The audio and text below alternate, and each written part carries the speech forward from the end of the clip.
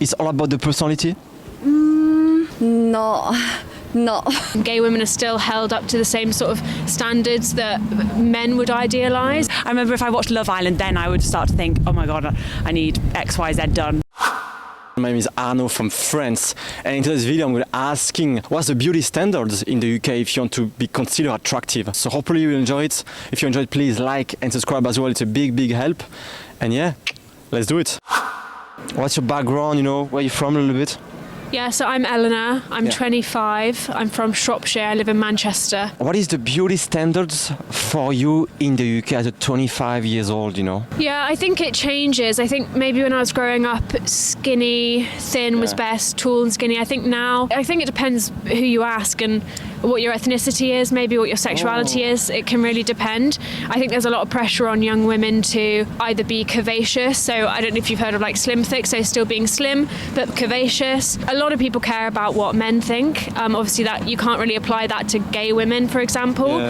Gay women are still held up to the same sort of standards that men would idealise, and actually we don't care, we don't give a shit what you think about what we look like, but still there's that kind of internal battle of I still want people to think I'm attractive by what the standard is. I think white women probably do have it easier. There's different standards set for women of colour, maybe that they need to be more curvaceous or things like that. Yeah, I think it's pretty tough. Can you present yourself, like where are you from and what's a bit of your background, Okay, I'm from Tibet and Nepal as well. So my mom from the Nepal and my dad from the Tibet. What's the beauty standards in the UK? What is considered attractive in the UK, in terms of like your feature physically, The biggest difference from the Tibet to the UK female, the beauty standard is like the people in here, the female in here, they like to make up, they like to, make themselves like beautiful. But it's not so normal in the Tibet. The female in Tibet is very normal. Maybe for them, showing how they're pretty is like a shame. They always like, put a lot of clothes and not show them shape. For me, I think the standard is like to show yourself. So that's why I like UK. What's your background, and where are you from? Hi, my name's Jen. I'm from Edinburgh. What's the beauty standards in the UK? What's like the sort of like, standards in the UK to reach? I think thin, clear skin, big lips. Yeah, I think it's quite similar to other Western countries. Can you present yourself? Like where are you from and what's a bit of your background, I'm Camilla, I'm from Sheffield. If it's not too secret, like what's your age? My age? Do you want to guess it?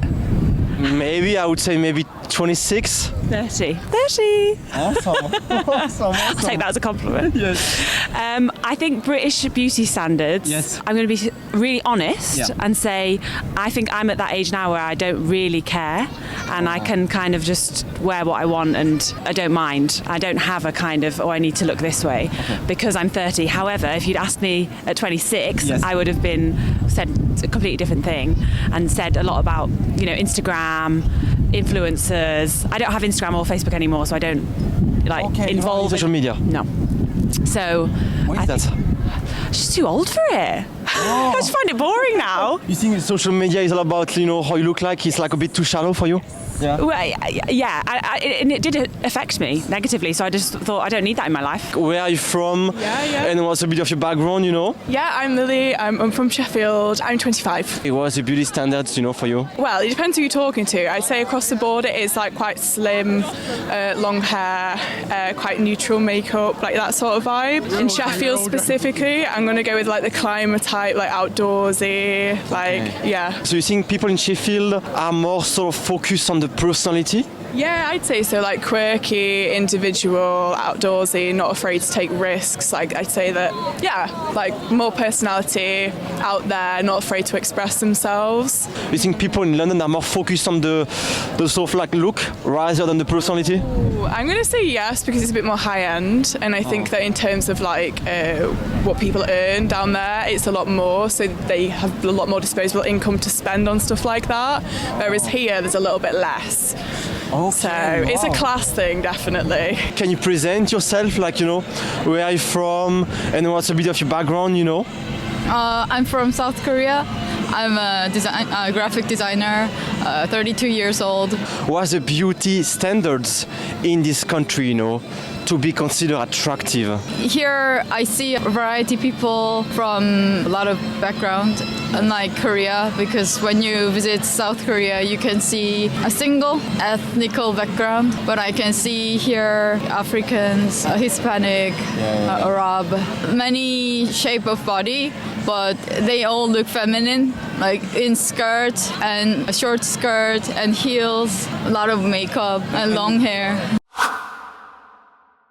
Do you think in general the UK people are a bit too shallow, you think? Yeah, I think we get more shallow as well as the different generations grow. Everyone's so hooked to their phones and who's famous at the time, who's popular, especially on TikTok, there'll be trends. So bodies have become trends now too. Yeah. So if you've got like longer legs or something, there'll be a name for that now. Or if you are, fuller chested, there'll be a name for that now and people will cling to it. So every week this is the way you should look. And if you don't look like that, there's an issue. All those sort of standards, does it affect you in your daily life? Does it affect you in the way you are seeing yourself? For me, not so much anymore. I don't really care as much anymore because it's not got me anywhere.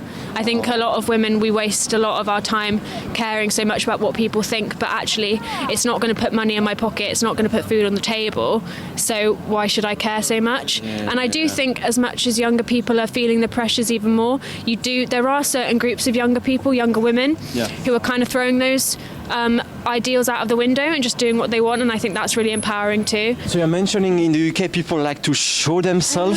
In which way? They don't care about what the people saying. Maybe they like a little bit fat, but they always like to wear the tight pants, things like that. So I think it's amazing. Some female, the makeup is too much, but they don't care. Does it affect you in your daily life? Yeah, definitely. Yeah, I think it's hard not to kind of feel pressure, and I think there's the kind of expectation to look a certain way. You feel a lot of pressure from social media when it comes to makeup, clothes I buy, thinking about what I'm eating and stuff. Yeah, I feel like it definitely makes a difference. Our countries are a bit more relaxed and a bit more inclusive. Those beauty standards affected you? In your life? Did you try to reach that goal? Did you try to, do any surgeries? No, I've definitely thought about it. I think everyone's thought about it. Maybe. Okay. Yeah, just passes through your head like, oh, imagine if I had that. But never seriously considered it. But yeah, it's because it's all around. Things like Love Island. I remember if I watched Love Island, then I would start to think, oh my God, I need X, Y, Z done. But then I stopped watching it and I'd be like, oh, I'm fine. I don't need anything done.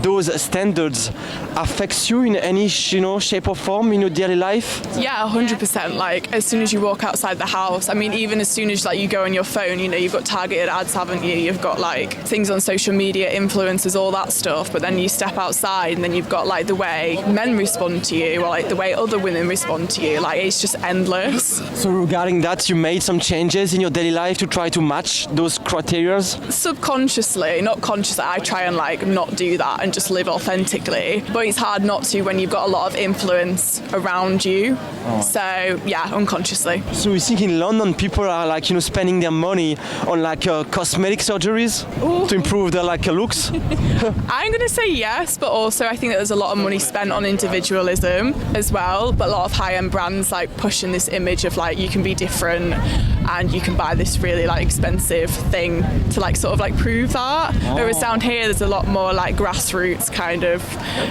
you are what you eat kind of thing more so than what you buy. Those kind of standards, does it affect you? I don't care really. In Korea as well, you don't care about them? In Korea, I do care a lot because we have a higher beauty standards. We're very cruel to women, I guess. In your case, you ever consider some surgeries? Did you ever consider that option? I haven't got any surgery and I'm not considering, but a lot of Korean women are considering double eyelid surgery. Or if you visit Gangnam or Apgujeong, you can see a lot of plastic surgery advertisements. It's pretty common in Korea, but I wouldn't say a lot. Most of people are taking the surgery. I'll probably say 20 to 30%. For you, for example, looks really matters? If you date a girl or a guy, it really matters for you, or it's just all about the personality? I think it's both. I think anyone that says that they don't care about what someone looks like is probably lying.